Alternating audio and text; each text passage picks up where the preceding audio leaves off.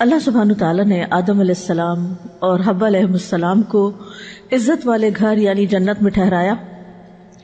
جنت کی ہر چیز ان کے لیے مباح قرار دی کہ جہاں چاہیں رہیں، جو چاہیں کھائیں، جنت کی وسیع نعمتوں سے جیسے چاہیں فائدہ اٹھائیں، بے روک ٹوک ہر طرح کی نعمتوں سے استفادہ کریں، سوائے ایک درخت کے کہ اس کے قریب نہ جائیں، کہ اگر اس کے قریب گئے تو کہیں وہ نافرمانی میں نہ پڑ جائیں اور اللہ سبحانہ تعالیٰ کے حکم سے تجاوز نہ کر جائیں. لیکن ہوا کیا؟ آدم علیہ السلام اور حوا علیہ السلام کے خلاف شیطان نے چال چلی اور آہستہ آہستہ وہ انہیں اسی درخت کے پاس لے گیا اور اس کا پھل کھلوا دیا. آخر شیطان نے ان دونوں کو وہاں سے پھسلا دیا اور انہیں اس سے نکلوا دیا جہاں وہ تھے، اور ہم نے کہا اتر جاؤ، تم ایک دوسرے کے دشمن ہو اور تمہارے لیے ایک مدت تک زمین میں ٹھہرنا اور فائدہ اٹھانا ہے. فَأَزَلَّهُمَا الشَّيْطَانُ، آدم اور حوا کا دشمن شیطان مسلسل آدم اور حوا دونوں کو اس درخت کی طرف جانے کی ترغیب دیتا رہا اور ان کے دلوں میں وسوسے ڈالتا رہا. جس درخت سے انہیں روکا گیا تھا اس کے کھانے کی خوبیوں کو خوبصورت بنا کے پیش کیا اور انہیں ترغیب دی اور ان کے سامنے قسمیں کھائیں کہ وہ ان کا بڑا خیر خواہ ہے، حتیٰ کہ وہ انہیں اپنے ڈھب پہ لے جانے میں کامیاب ہو گیا. اللہ سبحانہ تعالیٰ کے ہاں آدم علیہ السلام کی جو قدر و منزلت تھی اس سے انہیں گرا دیا. اللہ تعالیٰ نے آدم علیہ السلام پر بے شمار احسانات کیے تھے، اور خاص طور پر جو فرشتوں سے سجدہ کروایا اور انہیں علم دیا اور انہیں جنت میں بسایا. تو اب تک آدم علیہ السلام اوپر کی طرف جا رہے تھے، ایک کے بعد ایک نعمت ان کو مل رہی تھی، لیکن شیطان جو ان کا دشمن تھا اس نے ایسے حربے اختیار کیے کہ وہ وہاں سے پھسل گئے، اور جب کوئی پھسلتا ہے تو پھر اوپر تو نہیں چڑھتا نا، وہ نیچے آتا ہے. تو ان کی اس قدر و منزلت کا زوال ہو گیا، اور اس میں شیطان کا بہت بڑا ہاتھ تھا. ازالہ یا زلہ کا جو لفظ ہے اس سے یہ بات بھی سمجھ میں آتی ہے کہ آدم اور حوا علیہ السلام کی یہ خطا جو ہے یہ اس طرح کی نہیں تھی جو عام گناہ گاروں کی طرف سے ہوتی ہے، بلکہ یہ شیطانی تلبیس یا شیطان کے بھلوانے کی وجہ سے اور قسم کھانے کی وجہ سے ہوا تھا. یہاں ایک سوال اور پیدا ہوتا ہے کہ شیطان کا جنت میں داخلہ کیسے ممکن ہوا؟ یعنی جب شیطان کو جنت سے نکال دیا گیا تو پھر فخرج منہا جو کہہ دیا گیا تو پھر وہ آدم علیہ السلام کو بہکانے کے لیے وہاں کیسے پہنچا؟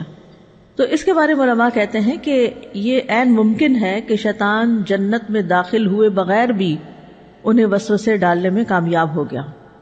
یعنی وسوسے کے لیے ضروری نہیں ہے کہ وہ بالکل سامنے آئے، کسی انسانی شکل میں آئے، وہ تو ویسے ہی جن تھا، نظر نہیں آتا تھا.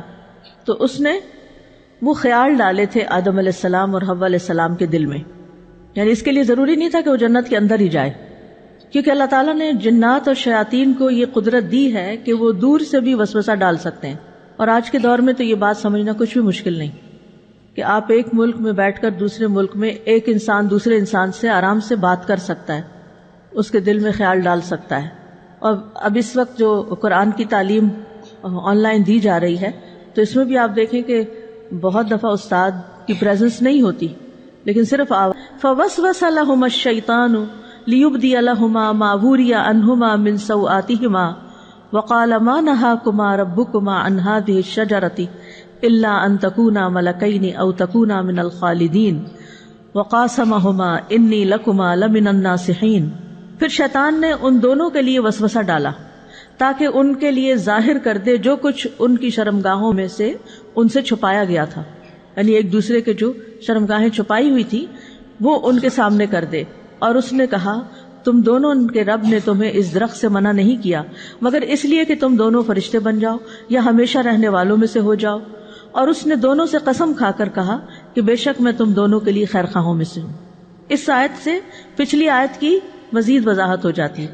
یہاں یہ قاعدہ بھی سمجھ لیجئے کہ اگر آپ قرآن مجید پر غور کرنا چاہتے ہیں، تدبر کرنا چاہتے ہیں، تو اس کے لیے آپ کیا کریں، ایک آیت کو سمجھنے کے لیے اس سے ملتی جلتی آیت کا مطالعہ بھی کریں، اس سے بات اور کھل جائے گی.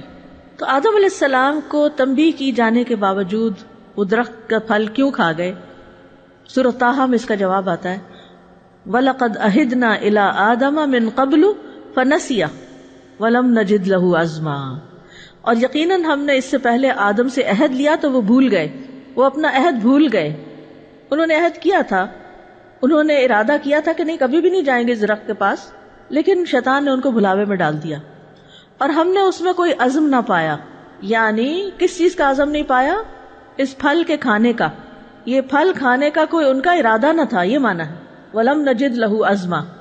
اب یہ اس سوال کا جواب ہے کہ اللہ تعالیٰ نے آدم علیہ السلام کو وارن کیا تھا کہ اگر تم نے پھل کھایا تو تم ظالموں میں سے ہو جاؤ گے. تو اس کا جواب کیا ہے کہ انہوں نے بھول کر کھا لیا تھا. اب ہوا کیا، نتیجہ کیا نکلا؟ فَأَخْرَجَهُمَا مِمَّا كَانَا فِيهِ، تو اس نے، شیطان نے ان دونوں کو اس میں سے نکلوا دیا جس میں وہ دونوں تھے. وہ کیا تھا؟ ہمیشگی کی نعمتوں اور اچھی زندگی سے، اچھے کھانے پینے سے، اچھے خوبصورت اور وسیع گھر سے، اچھی حالت سے. ایک معنی یہ کیا جاتا ہے. دوسرا یہ کیا جاتا ہے کہ یہ معنی نہیں ہے، کیونکہ انہیں تو بہرحال زمین میں خلیفتن فی الارض کا ٹائٹل ملا تھا اور انہوں نے تو زمین کو ہی بسانا تھا. تو بہرحال شیطان نے کوئی کسر نہ چھوڑی. سورۃ الاعراف میں آتا ہے فَدَلَّاهُمَا بِغُرُورٍ فَلَمَّا ذَاقَا الشَّجَرَةَ بَدَتْ لَهُمَا سَوْآتُهُمَا وَطَفِقَا يَخْصِفَانِ عَلَيْهِمَا مِنْ وَرَقِ الْجَنَّةِ وَنَادَاهُمَا رَبُّهُمَا أَلَمْ أَنْهَكُمَا عَنْ تِلْكُمَا الشَّجَرَةِ وَأَقُلْ لَكُمَا إِنَّ الشَّيْطَانَ لَكُمَا عَدُوٌّ مُّبِينٌ. بس اس نے ان دونوں کو دھوکے کے ساتھ کھینچ لیا. دلّاہما بغرور، پھر جب انہوں نے اس درخت کو چکھ لیا، فلما ذاق، ابھی چکھا ہی، پیٹ بھر کے نہیں کھایا، چکھا، تو دونوں کی شرمگاہیں ان کے لیے ظاہر ہو گئیں اور وہ اپنے اوپر جنت کے پتے چپکانے لگے، یعنی شرم اور حیا کی وجہ سے. اللہ تعالیٰ نے ان دونوں کو پکارا، وناداہما ربہما، اس حالت میں اللہ تعالیٰ نے ان کو آواز دی جس میں ایک ڈانٹ تھی. الم انہکما ان تلکما الشجرۃ واقل لکما ان الشیطان لکما عدو مبین، کیا میں نے تمہیں اس درخت کے پھل سے روکا نہیں تھا اور تم دونوں کو یہ بتایا نہیں تھا کہ شیطان تم دونوں کا کھلا دشمن ہے. یہاں دونوں سے خطاب ہے.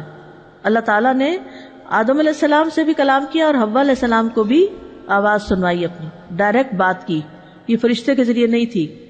وناداہما ربہما الم انہکما ان تلکما واقل لکما ان الشیطان لکما، دونوں کو برابر کی بات کی جا رہی ہے کہ تم نے اپنے دشمن کی بات مان کے ایک ممنوع کام کا جس سے روکا گیا تھا اس کا ارتکاب کیوں کیا.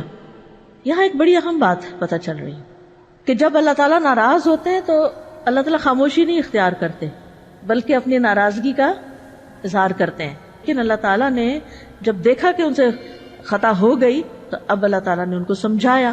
سورۃ طٰہٰ میں آتا ہے فَأَكَلَا مِنْهَا فَبَدَتْ لَهُمَا سَوْآتُهُمَا وَطَفِقَا يَخْصِفَانِ عَلَيْهِمَا مِنْ وَرَقِ الْجَنَّةِ وَعَصَىٰ آدَمُ رَبَّهُ فَغَوَىٰ ثُمَّ اجْتَبَاهُ رَبُّهُ فَتَابَ عَلَيْهِ وَهَدَىٰ. تو دونوں نے اس ممنوع درخت کے پھل میں سے کھا لیا تو ان دونوں کے لیے ان کی شرمگاہیں ظاہر ہو گئیں اور وہ دونوں اپنے اوپر جنت کے پتے چپکانے لگے. اور آدم نے اپنے رب کی بات نہ مانی تو وہ بھٹک گیا. پھر اس کے رب نے اسے چن لیا، بس اس پر مہربان ہوا اور اس کی رہنمائی بھی کی. اللہ تعالیٰ نے ہم سے آگے رہ سکتے مریخ پہ اور زمین پر ایک مقرر وقت تک رہنا ہے. متاع الی حین ہے. انما هذه الحیات الدنیا متاع وان الاخرۃ ہی دار القرار.